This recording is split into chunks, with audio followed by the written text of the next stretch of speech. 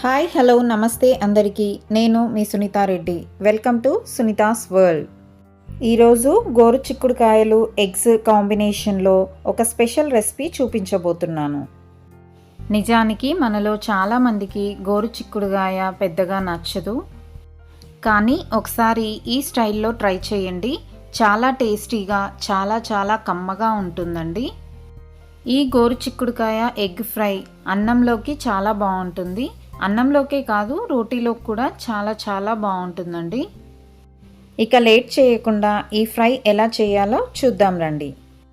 ముందుగా గోరు చిక్కుడుకాయలను పీచంతా ఒలిచేసుకుని ఇలా చిన్న ముక్కలుగా కట్ చేసుకోవాలి. ఇప్పుడు వీటిని 2-3 సార్లు నీట్గా కడిగేసుకొని వాటర్ పోసుకోవాలండి. అందులో 1 స్పూను సాల్ట్ వేసుకొని ఉడికించుకోవాలి.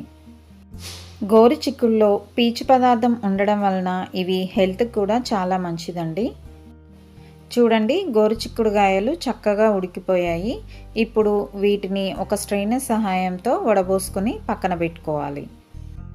మరొక ప్యాన్ పెట్టుకొని 2 స్పూన్ల ఆయిల్ వేసుకోవాలి. ఆయిల్ కొంచెం వేడెక్కాక 1/2 టీ స్పూన్ ఆవాలు, 1/2 టీ స్పూన్ జీలకర్ర వేసుకొని లైట్గా ఫ్రై చేసుకోవాలండి. ఇవి కొంచెం ఫ్రై అయ్యాక పసుపు కూడా వేసుకోవాలి. ఇప్పుడు ముందుగా ఉడికించి పక్కన పెట్టుకున్న గోరు చిక్కుడుకాయలను వేసి కలుపుకోవాలి. ఇందులో కొంచెం కరివేపాకు కూడా వేసుకొని చక్కగా కలుపుకొని మూత పెట్టుకొని కొద్దిసేపు ఉడికించుకోవాలండి. మధ్యలో మూత తీస్తూ కలుపుతూ లైట్గా ఫ్రై చేయాలండి.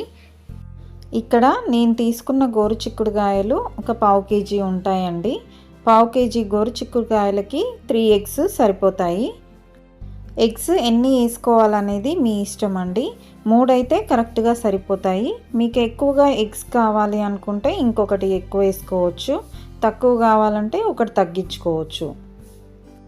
గుడ్లు వేసుకున్న తర్వాత వెంటనే కలపకూడదు. మూత పెట్టి 1 నిమిషం పాటు ఉడకనివ్వాలి.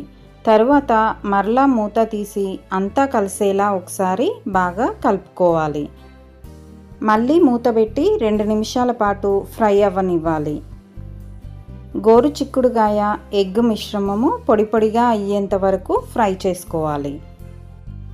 ఇప్పుడు ఇదంతా ఫ్రై అయ్యేలోపు ఒక మిక్సీ జార్ తీసుకొని మన కారానికి తగినంతగా పచ్చిమిర్చి తీసుకోవాలి. అందులోనే వెల్లుల్లి రెబ్బలు, రుచికి తగినంత సాల్ట్ వేసుకొని బరకగా మిక్సీ చేసుకోవాలి. మీకు పచ్చిమిర్చి ఇష్టం లేకపోతే ఎండుకారమైనా వేసుకోవచ్చండి, కానీ ఈ ఫ్రైలో పచ్చిమిర్చినే చాలా టేస్టీగా ఉంటుంది. చూడండి, అంతా పొడిగా మంచిగా ఫ్రై అయ్యింది. దాంట్లోనే మనం మిక్సీ చేసుకున్న పచ్చిమిర్చి పేస్ట్ని కూడా వేసి అంతా కలిసేలా ఒకసారి కలుపుకోవాలి. పచ్చివాసన రాకుండా పచ్చిమిర్చిని బాగా ఫ్రై చేసుకోవాలి. ఇప్పుడు ఇదంతా మగ్గే వరకు ఒక 2 నిమిషాల పాటు మూత పెట్టి ఉడకనివ్వాలి. ఒకసారి మూత తీసి చూద్దామండి. చూడండి, చక్కగా ఫ్రై అయిపోయింది. ఇందులో 1 స్పూను ధనియాల పొడి, 1/2 టేబుల్ స్పూను గరం మసాలా వేసుకొని అంతా కలిసేలా ఒకసారి కలుపుకోవాలి. ఇందులో ఎగ్ వేసాం కాబట్టి తప్పకుండా గరం మసాలా వేసుకోవాలండి. ఆ ఫ్లేవర్ కర్రీకి చాలా బాగుంటుంది. చివరగా కొత్తిమీర కూడా వేసుకుని చక్కగా అంతా కలిసేలా కలుపుకోవాలి. అంతే అండి, గోరు చిక్కుడుకాయ ఎగ్ ఫ్రై రెడీ అయిపోయింది. చిన్నపిల్లలు కూడా ఈ కర్రీని చాలా ఇష్టంగా తింటారు. ఈ గోరు చిక్కుడుకాయ ఎగ్ ఫ్రై అన్నంలోకి చపాతీలోకి చాలా టేస్టీగా ఉంటుందండి.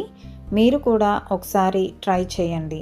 ఇప్పుడు ఈ కర్రీని మనం ఒక సర్వింగ్ బౌల్లోకి సర్వ్ చేసుకుందాం.